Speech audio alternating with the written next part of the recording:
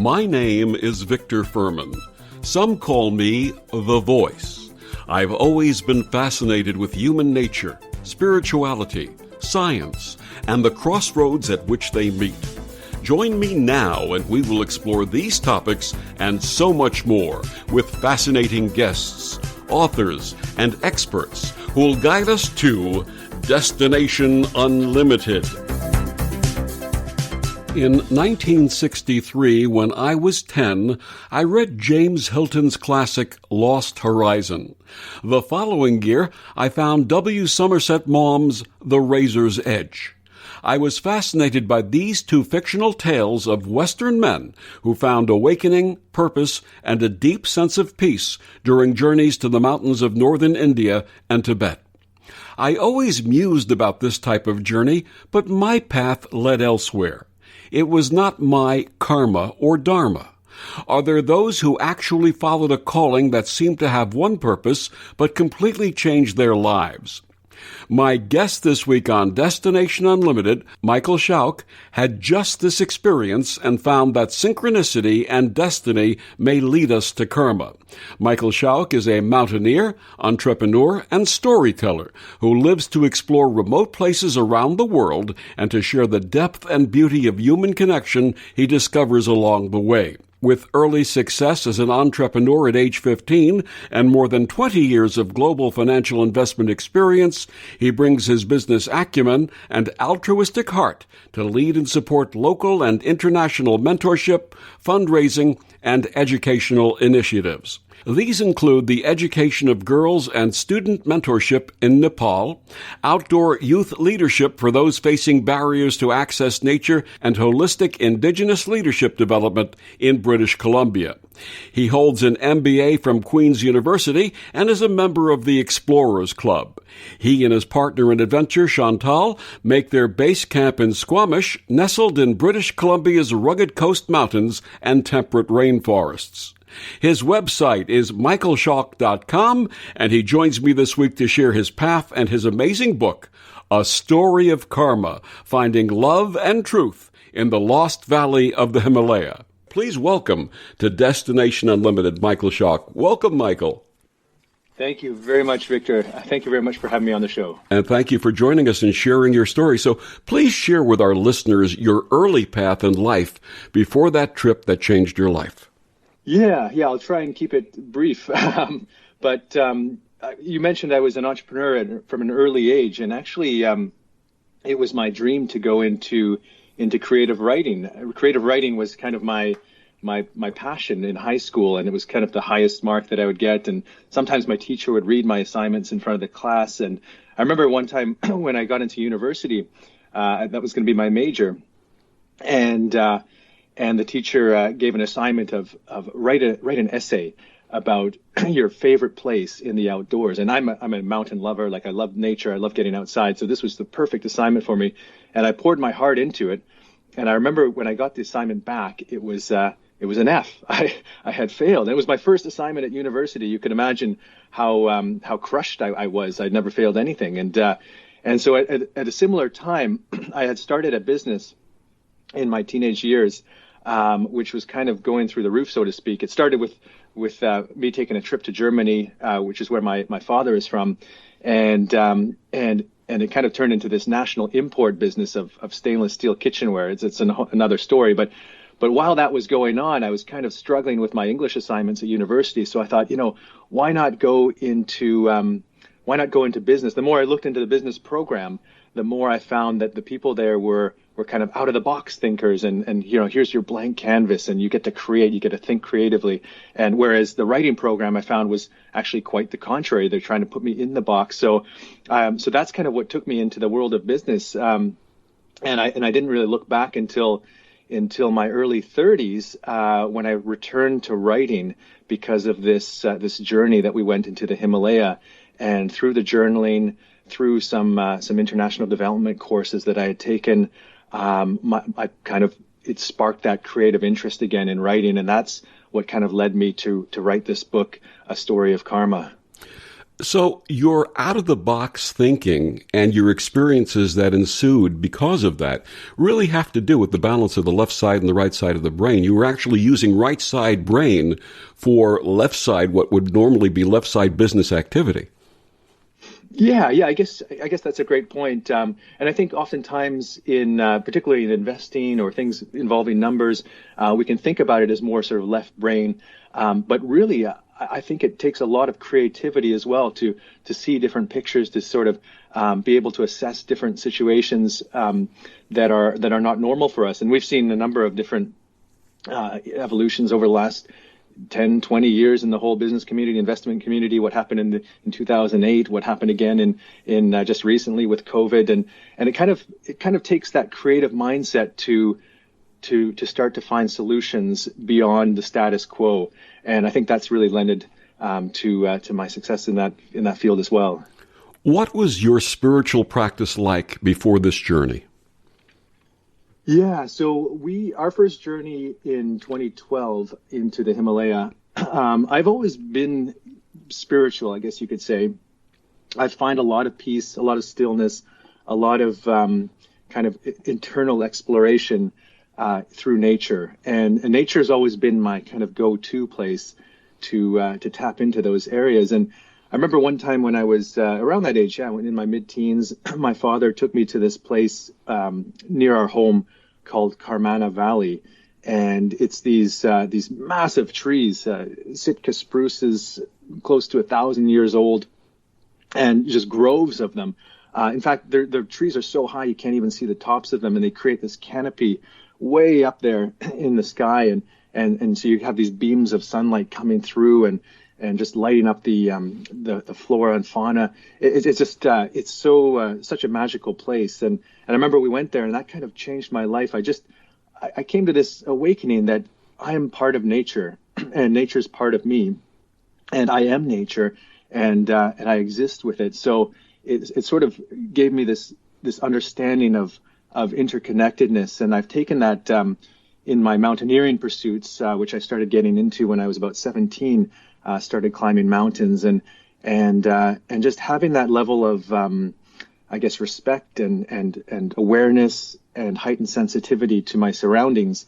Well, I will say has saved my life on more than one occasion. Was meditation part of your practice? Yeah, meditation. It's an interesting concept because meditation to me is not about necessarily when we think about meditation in the West. I think we often think about, sitting still and kind of, as somebody once said to me, being a paperweight. But, I don't necessarily treat that as meditation. Meditation for me is about being completely 100% present in that moment. I'm not thinking about, for example, if I'm outside just walking on a nature trail, I'm not thinking about 10 steps in advance. I'm not thinking about, what I had for breakfast. I'm not thinking about what I'm supposed to do later on. I'm just thinking about, how is my foot landing on the root? How is my surroundings? Just kind of taking that all in. And so just being totally still, totally present in that moment.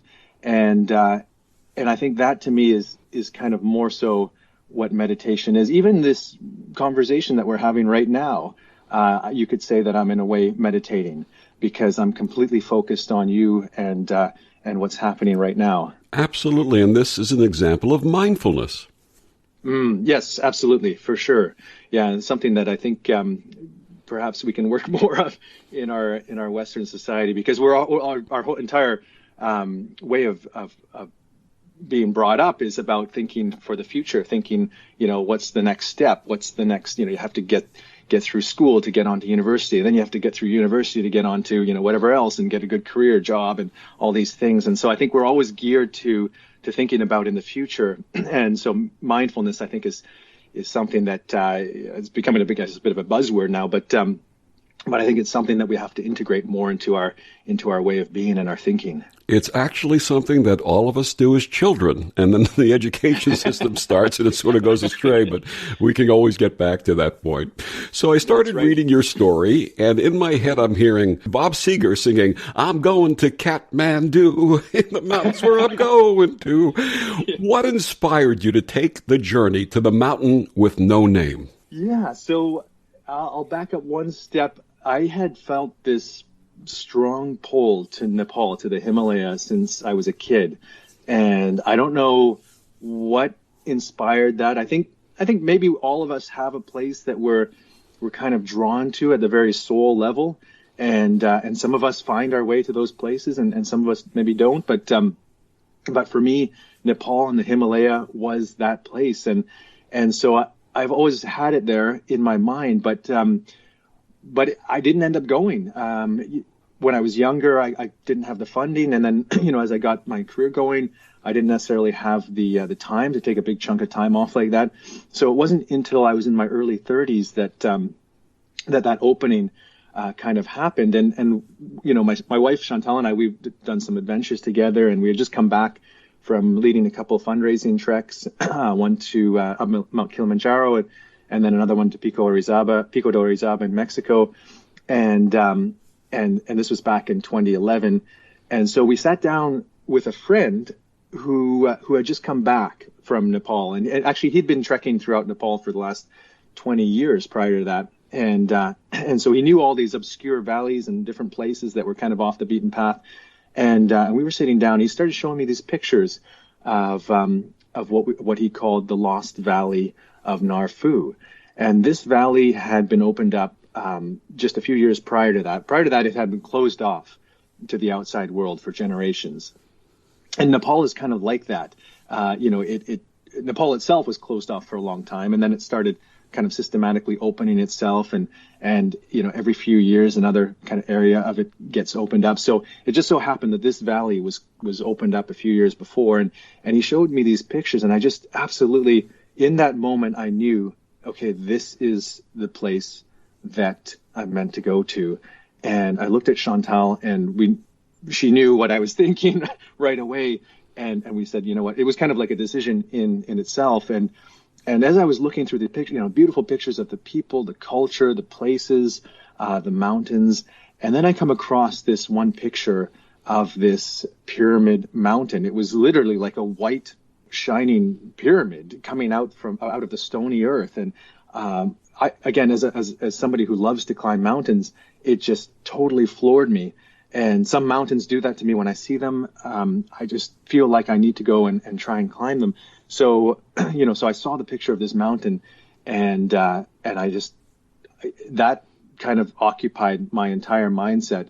So Chantal and I, what we decided to do was, because we understood the valley was going to be experiencing some unprecedented change now that it had been opened, we said, okay, well, let's go in there, have an experience, observe and learn from the people.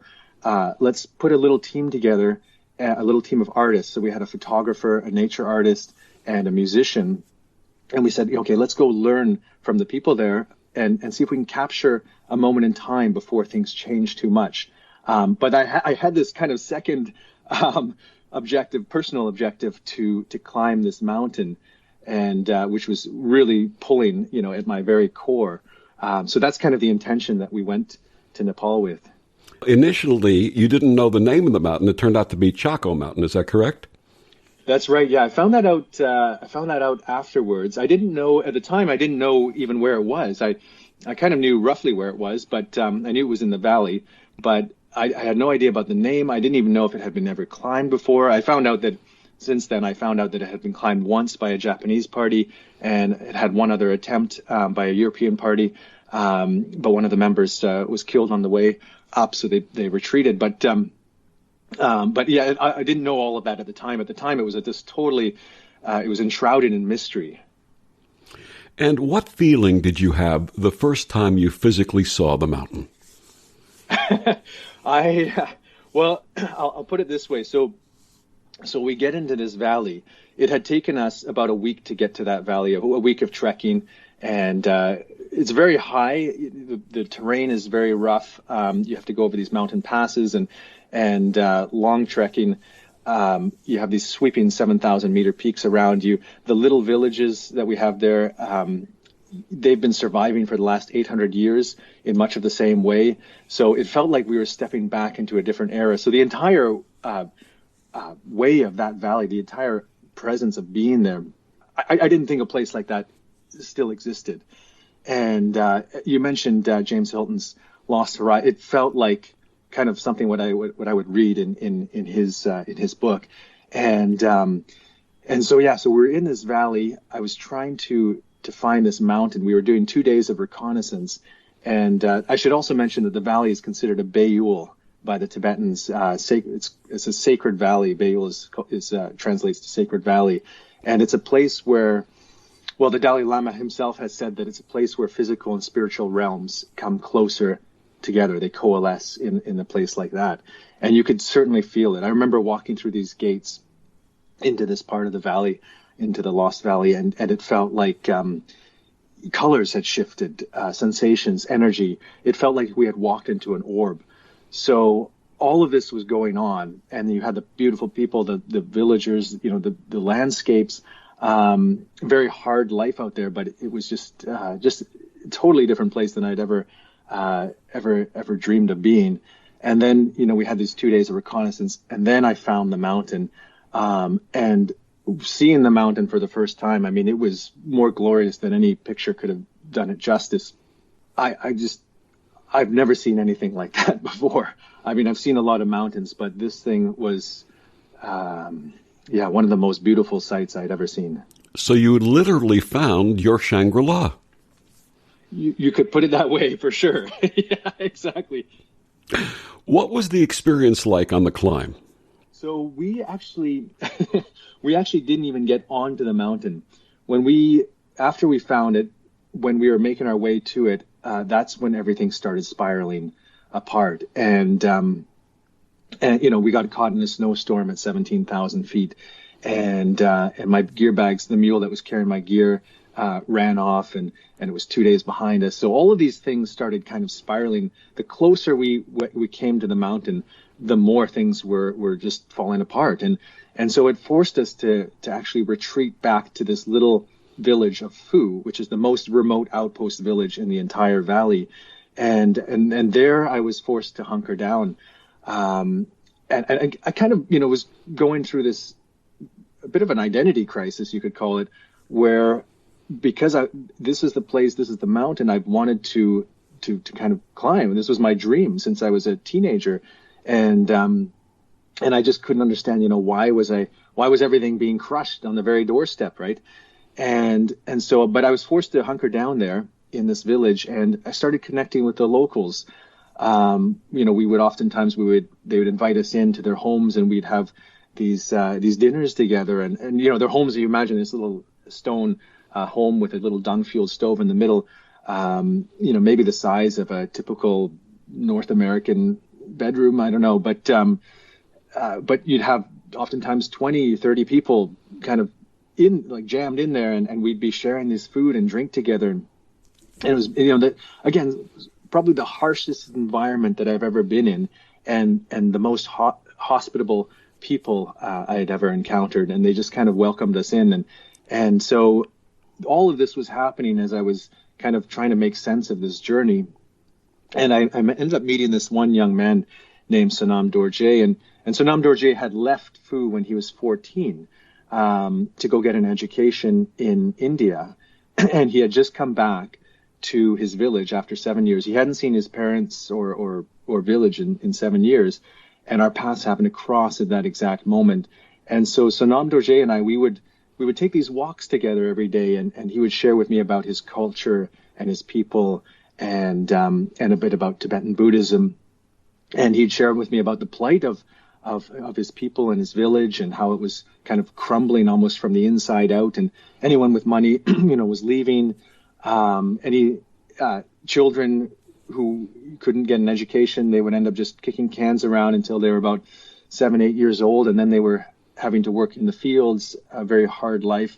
Girls, by the time they're 15, 16, at that time, they were having to get married, start having children of their own. So just a very hard way. And he said, in order to get education, first of all, it's impossible for the people there usually to pay for their kids to get educated, but they would have to leave the village, essentially, like he did.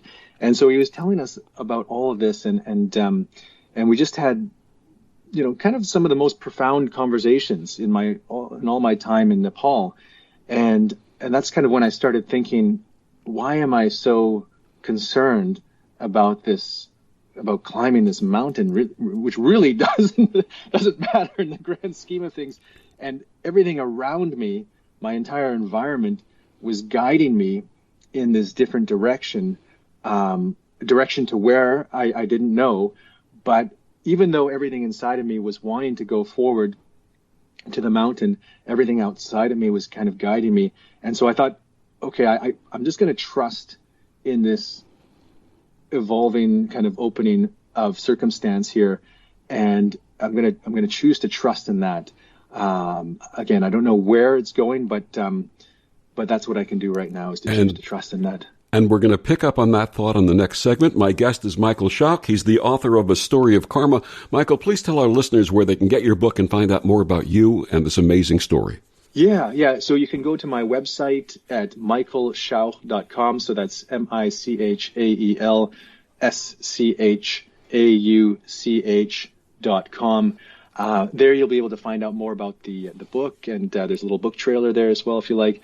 The book is available through all the major book channels and independent bookstores as well, Amazon, Barnes & Noble. If your independent bookstore doesn't happen to have it, I'm sure they can order it. So it's pretty much available wherever books are sold. And also, if our listeners find out about the story that we're going to share in the second segment and want to contribute to this educational organization, how can they do that?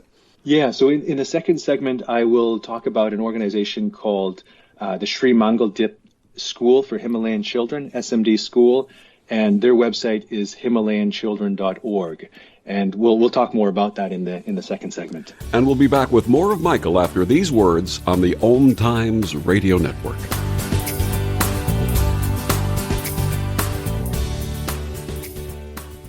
The best of the holistic, spiritual, and conscious world. OMTimes Radio. IOM FM.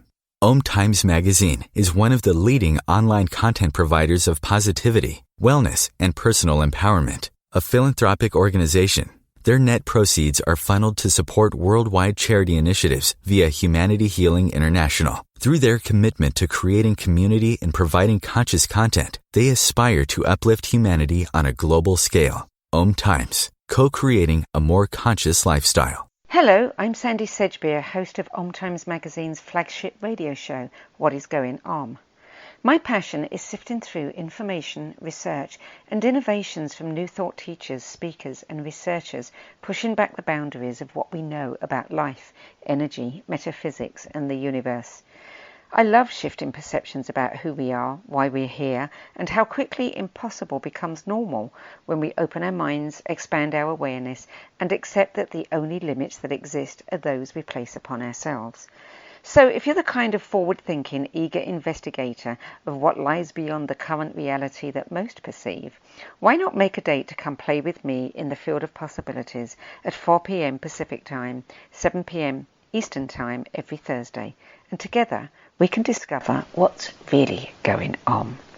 A social distancing tip. While the CDC urges you to avoid close contact, like hugging or shaking hands, there are other non-physical ways to say hello. Wave, wink, use sign language, salute, smile, give the peace sign, throw up an air high five, do jazz hands. Remember, stay a minimum of 6 feet or 2 arms length away from others, and stay home if you can. For more info, visit coronavirus.gov.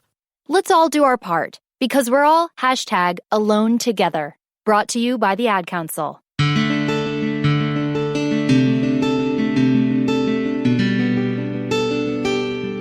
Back on Destination Unlimited, my guest this week is Michael Schauch. He's the author of A Story of Karma. Michael, in the first segment, we're talking about your trip to that wonderful place in Nepal, and unfortunately that you had to discontinue your climb. How did that make you feel when you had to end that climb? Did it give you a different sense of acceptance? Yeah, I mean, it was a very hard pill to swallow, again, because that had kind of become part of my identity since I was 15, believing that I needed to go there to climb this mountain. And when it kind of got shut down on the doorstep, I felt a loss of identity in some ways, right? And that was kind of hard to contend with. But at the same time, as I mentioned, I was because I was forced to hunker down in this little village, I was having these very deep connections with the people there, and that was kind of opening my mind and my thoughts to a whole new side of me that and a side of the world that I hadn't really experienced much of before. So I found that curious, and I kind of started, it started opening my mind that perhaps this journey is not about climbing. I was asking the question to myself when we talked about meditation, for example. I was asking myself the question there in the village: why am I here in the Himalaya, in the middle of the Himalaya right now? What am I here to do? What does this journey mean for me? And so those were the questions that were kind of floating around in my mind as I was struggling with the concept of my dream being kind of crushed before my eyes there. I had a wonderful teacher and mentor many years ago who used to say, everything is unfolding in divine order. We may not see it, we may not understand it, but ultimately there's a higher purpose at work. Is that something you sensed? Very much so. Yeah, I highly believe in that as well. I think that there's a higher energetic flow or unfolding of events, something beyond our control, but yet something that we're all connected to through the fabric of what we cannot see. And I think the more we can tap into that, sort of rhythm of what's happening around us, the more we can make better decisions. Absolutely. You experienced seeing the carving of the great mantra several places, the Om Mani Padme Hum, in several places. Were you aware of the significance of the mantra, and how did it make you feel? Yeah, I was familiar with the mantra in terms of, Om Mani Padme Hum. I had heard it many times, but I didn't really know the depth of its significance. And of course, when you go to the Himalaya, anyone who's been in the Himalaya will know that you just start seeing it everywhere. I mean, it's carved on the stones and on the prayer wheels and on the monasteries, and it's just all over the place. And so I kind of made it a personal quest to understand the depth and the significance of this mantra. And anyone I asked, they couldn't really give me an explanation of the depth of it. And I remember this one friend that I had made, one of our Sherpa companions en route. I had asked him, and he kept saying, "Oh, wait for this lama, this monk at the Tashi Lakang Gompa." The Tashi Lakang Gompa is one of the most remote monasteries in all of the Himalaya, and it was at the head of this valley that we were going into. And so I said, "Okay, I'll just wait for this lama there." And we get there, and actually, I went up there with that young friend I mentioned, Sanam Dorje, and when we got to the monastery, the door was locked. the monk, he wasn't there, and so I thought, oh, okay, well, I guess I won't be able to ask him.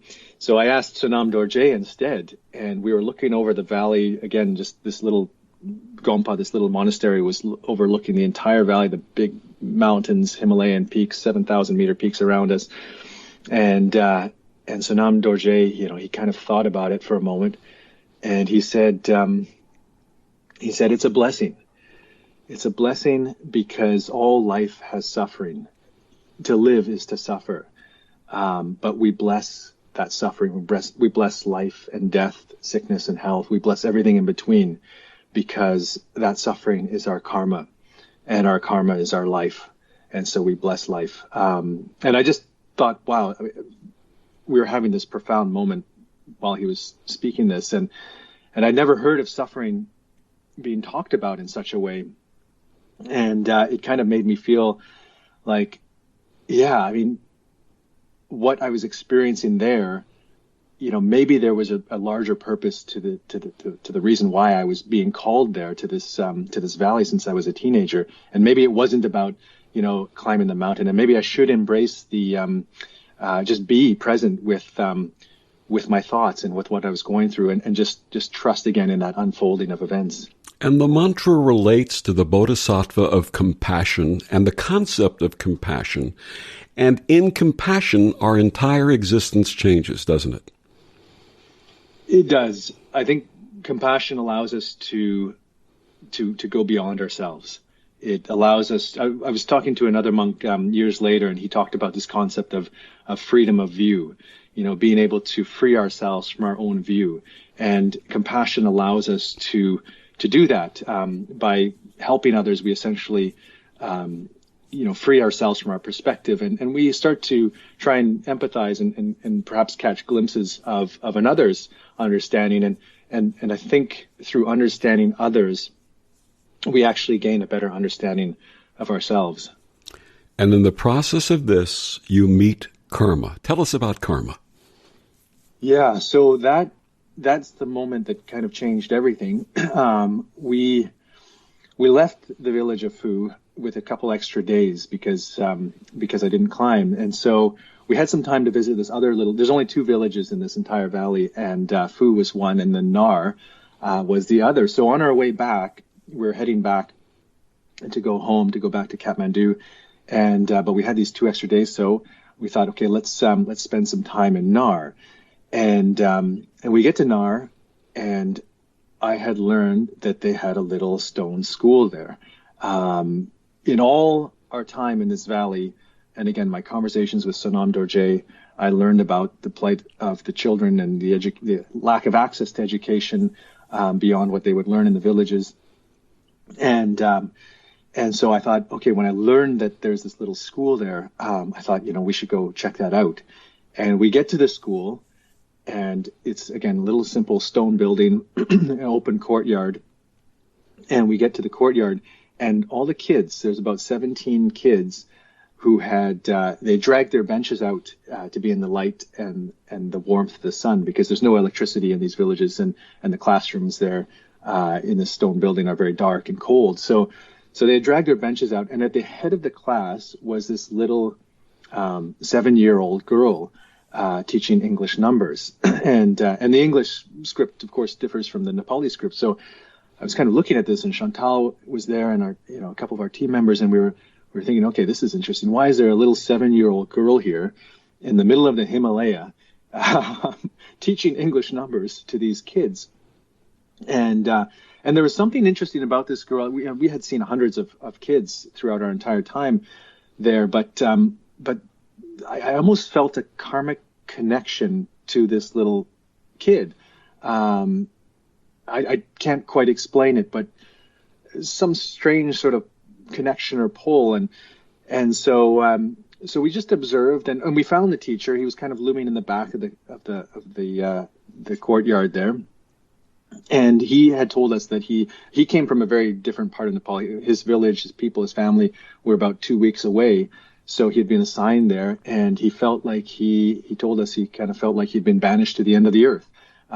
He had no real desire to be there. So the kids, though, they caught sight of this guitar. One of our team members, again, is this musician, Michael, and he had his guitar slung over his shoulder. And the kids, they had never seen a guitar before, let alone heard one. So they kind of were intrigued by that. And Michael, he's a bit of an entertainer, so he kind of stepped up there and he started playing this jazzed up rendition of Twinkle Twinkle Little Star, and the kids were really getting into it. They were singing along and dancing, and then the teacher, he gets a little bit motivated, and he brings out this traditional Nepali drum, and he wants the kids to dance in front of us one at a time. And he started with this little girl who had been so confident in teaching the English numbers. He told her, dance for these people. And you could see her just standing there, frozen, almost petrified. And it looked like she was starting to internally cry, just not knowing what to do or being frightened. And so Chantal, my wife Chantal, she ended up marching up there.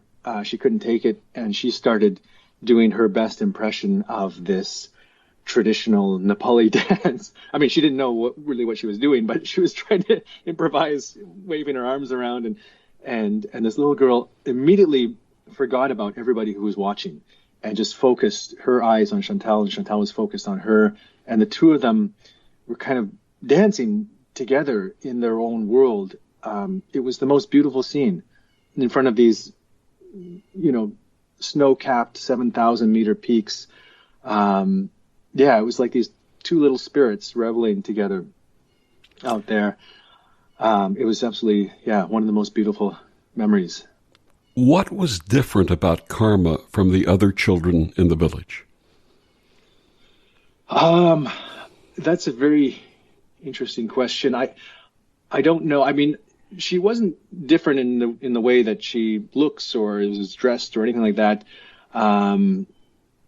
But it was more so the feeling that I had towards her, almost like a familial connection or a recognition of some sort. Like some sort of, like as though we were connected by some sort of karmic thread that I didn't understand, but I felt. And so when the kids got out of school, we were back where we were staying, and they found us. Some of the kids found where we were staying, and Karma, she, I didn't know her name at this time, but she bolted. She just ran in and just gave Chantal the biggest heart-to-heart hug. I mean, Chantal told me afterwards that was the biggest heart-to-heart hug she had ever received from a child. And then Karma, she turned to me, and she just leaped into my arms, and I'll never forget it. She grabbed, I remember her little hands like grabbing the back of my neck, and I could feel her heartbeat, and actually it was in that moment that I decided, or that I knew that this is the reason why I was not climbing the mountain. Everything became clear in that sort of half a second. And then her friends kind of ran in, and they were asking for some chocolate and candy because they've seen some trekkers bring that in now. But when they found out that we didn't have any, Karma came back, and she brought out this little card with English words on it. And she kind of motioned to Chantal of course we didn't speak each other's language, but she kind of motioned to Chantal whether she could teach her these English words. And that's really when Chantal and we looked at each other, and here's this little girl who's living in this 14,000 or this village at 14,000 feet in elevation, and materially they have very little. It's full on survival out there, but all she wants is to learn. And so that's when Chantal and I started asking these questions to anyone we could speak with in the village. What happens to kids here? What happens? What's going to happen to Karma if she wants to learn more, education outside of her village? And again, the village, you have to also picture that the people are semi-nomadic. They move around with the seasons. In the winter, some of the passes get shut off, so they can't even, you can't even leave a particular area. And very hard to grow anything. At the time, they didn't have electricity, toilets. So, no communication with the outside world either. There's no books up there. Any sort of, they have scriptures in the monastery, but any information that they would receive would be from people like us coming in with our phones, or maybe the odd villager going and coming back. So again, just a totally different way. And so when Karma expressed to us that she would like to learn, Chantal and I thought, and we had that connection with her. Chantal felt a connection with her as well. We thought we should meet with her family. We should meet with her parents and see what they have planned for Karma. And so we were able to meet with them, or we met with her mother. Her father was herding yaks. He was 2 days away. And so we went to their home. We found where they live, in a little stone home. And her mom was still working in the field. So Karma brought us in, put out the mats for us to sit on, and she got the fire going in the stove, and got the kettle going, and all this while taking care of her 3-year-old sister. And I just thought, wow, like, this is not something we would see a 7-year-old girl do in North America kind of thing. What was their home like? Can you describe their home to us? Yeah. So the home's there, kind of basic stone, clay, and there's just an opening at the top of in the roof where the stovepipe goes out. Very dark. Again, not much light coming in. Any possessions that they had were kind of mostly plates and a few dishes were against one wall. Not much more than that. They all sleep in the same room. There's basically one room, and that's where everything happens. Where they cook, where they make the food, where they socialize, where they sleep. So again, it's very different way of life there. And we're going to be talking more about Karma and her family and what their aspiration was for Karma. After the break, my guest is Michael Schauch. He's the author of A Story of Karma, Finding Love and Truth in the Lost Valley of the Himalaya. We'll be back with more of Mike after these words on the OMTimes Radio Network. Ascending Hearts is no ordinary dating site, but a spiritual dating site with a purpose, to link you with your soulmate. We engineer the serendipity so you can trust that you will attune with someone that has the same matching vibration as you. Ascending Hearts, the conscious dating site for the spiritually aware. Try Ascending Hearts for free. AscendingHearts.com. Imagine yourself being transported to India, to the banks of the Ganga and an ashram in Rishikesh. Visualize that you are welcome to satsang with an American sannyasi who shares the wisdom of her guru. Your visualization has manifested. Join Sattvi Bhagawati Saraswati for inspiration and transformation every Thursday at 11 a.m. Eastern on OMTimes Radio. So I'm a cat, and I just moved in with this new human, and she's got this little toy she's always playing with, all day long. Tap, tap, tap, tap, bloop, bloop. She can't put it down. There it is. Oh, and get this. She even talks to it. Last week, she asked it for Chinese, and guess what? Egg rolls showed up. Like magic. Humans have cool toys. A person is the best thing to happen to a shelter pet. Be that person. Adopt. Brought to you by the Ad Council and the ShelterPetProject.org. A social distancing tip. Keeping your distance from others is important in slowing the spread of coronavirus. So here are some fun things to do alone. Read a book, take a walk, unpack your suitcase from that trip you took last September, paint a self-portrait, catch up on a TV series, do a puzzle. Remember, we should all stay home to lower the risk for everyone. For more info, visit coronavirus.gov. Let's all do our part, because we're all #alone together. Brought to you by the Ad Council. Hello, I'm Lisa Berry. Join me every Monday at 1 p.m. Eastern Time for Light on Living. A chance to see new, hear different, and feel more as I shine the spotlight on all the ways to lighten the load of life's challenges. Light on Living is your link to that new way you're looking for, that new understanding that will enhance your life, and that positive connection that will support your growth.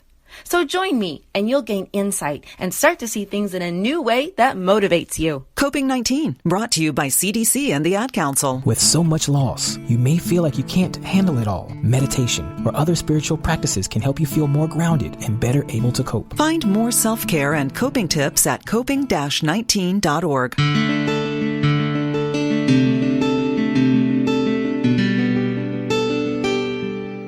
Back on Destination Unlimited, my guest today is Michael Schauch. He's the author of the book, A Story of Karma, Finding Love and Truth in the Lost Valley of the Himalaya. So what were the parents of Karma asking for? What would they say that their highest aspiration was for her? Yeah. So when we were meeting with them in their little home there, as I said, it was the mother. The mother, by the way, she was a very graceful, very elegant woman. She had probably been working 12 hours in the field, and she came in, and the first thing she started doing was making us tea and these little yak milk crackers, and so just weathered from the elements, but just a very graceful woman. And so we were able to speak through broken translation through our Sherpa guides. They actually speak a dialect in their own village there, so it was hard to communicate. But what we gathered was that education for them, for their daughters, was the biggest blessing that they could ever hope for and ask for. And they had 6 daughters. Karma and Pemba were the 2 youngest. They didn't have a plan for them. So we asked Karma, we said, is education something that you would like? And Karma said, yes, very much so. She would love to study. So Chantal and I, we said, okay, well, for as long as Karma would like to study, we'll work with your parents to find you a suitable place. And then we left. And we knew that that the school, I mean, it would have to be a safe boarding school, probably in Kathmandu. And we also knew that because of their ethnicity, it would have to be aligned with the Tibetan Buddhist way of life and the Dharma, their culture, because most of Nepal is actually Hindu, and most of Nepal operates on the caste system, and the mountain people they're considered indigenous to the Nepali, so they are actually on one of the lowest castes. And so we knew that if Karma was in any government school or boarding school, there would be potential for huge racial discrimination. So we knew that we had to place her in a school that was aligned with her culture, and also to foster those roots, those cultural roots as well. So we looked around Kathmandu. We couldn't find anything. We came back to Canada, kept searching, and for over a month we were searching. We were starting to lose hope. We just couldn't find a suitable school. But up one night, up pops this website called by the Sri Mangaldeep SMD School for Himalayan Children, and they titled it Education for the Lost Children of the Himalaya. And these are the front picture was a picture of kids who looked like the kids in Karma's village, and sunburned to the point of blisters, and snot dripping down their upper lips, and raggedy clothes, and out there in the mountains.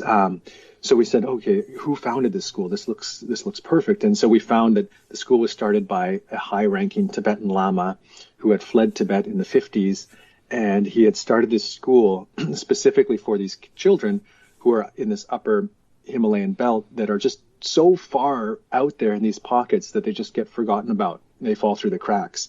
And so we started this school, and so we thought, okay, this is perfect.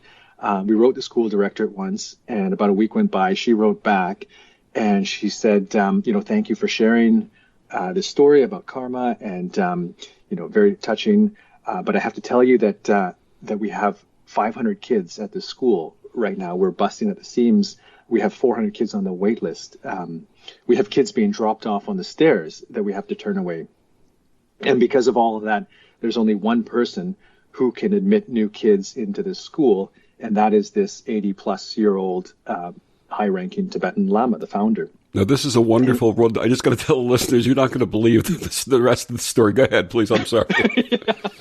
And so I'm reading this email, and I just literally felt like I was being dropped down a black hole. I thought, why are there so many barriers against this one little girl out in the mountains who all she wants is just to learn? But then, because Chantal had included our address in her email signature, the school director said, "Oh, but I see that you're located in Vancouver in Canada. You may be interested to know that this Tibetan founder of the school happens to be recovering from an illness right now at his monastery in Richmond, which is literally a 25-minute drive from our house." At that time. Synchronicity. I mean, Chantal and I would just look at each other like, the whole journey just brought us right back to where we started. And he wasn't seeing anybody, but we were able to see him. I think we were supposed to have 5 minutes with him, but I ended up taking, maybe closer to 20 or 30 minutes. And at the end of our conversation, everything had to be translated into Tibetan when I was speaking. And at the end of our conversation, he said, okay, this year, and this was back in 2012, this year the school's full, but next year Karma can be admitted into the school. And so that is what opened up a deeper connection with Karma, and then her sister Pemba, who eventually got into the school as well, and their whole family. Chantal and I kept going back to the school every 8 to 10 months, going back to Nepal and to the school every 8 to 10 months to visit Karma and Pemba and their family, and we'd take these family trips together over the years, and growing closer to the girls, and almost in a way co-parenting, working with their parents I remember their father said to me once, he never wants their children to forget where they're from, and he never wants them to forget their dharma, which I totally agree with. And at the same time, he said to me that he feels like he's taken his kids as far as he can, and that he feels that they would be able to move farther in life with the help, kind of with Chantal and I. So it's been this beautiful unfolding of this deep familial family connection over the years. I just never thought this mountain that was calling me there would actually open up a much more deep connection with these people, but also within myself. Was it your and Chantal's karma to meet and help karma? I think so. I mean, I try not to dissect these things too much, but I believe that the mountain called me there. I believe that there's some deep karmic threads connecting us all, and Karma and I, we kind of joke that, she was my parent in a previous life, and so now she was she raised me, and now I'm helping her, and so but deep down in my very core, I know that we are connected at a level that is beyond comprehension.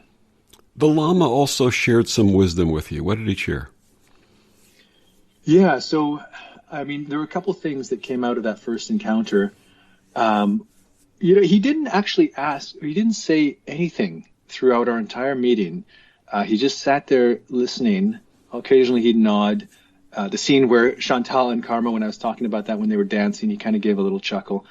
But at the end of it, he, after saying, okay, yes, Karma can be admitted, he just looked into my eyes. And by the way, this man, I've never seen anybody actually glow before, but he was glowing.